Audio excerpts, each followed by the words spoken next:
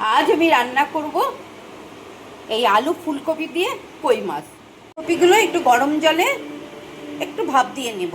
এগুলো ভাজা হয়ে গেছে, এবার এই তেলের মধ্যেই আমি ফুলকপিগুলো ভেজে নেব।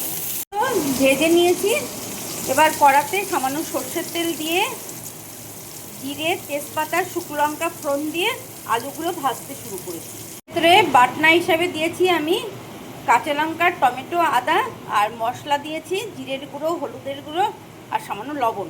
কড়াটার থেকে তেল ছেড়ে দিয়েছে, এবার ঝোল দিয়ে দেবো। এটা ফুটে উঠেছে, এবার ফুলকপিগুলো দিয়ে দেব। এবার এটা চাপা দিয়ে দেব।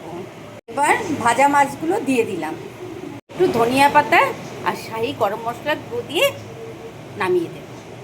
এই হয়ে গেল আমার আলু ফুলকপি দিয়ে জ্যান্ত কই মাছের ঝোল।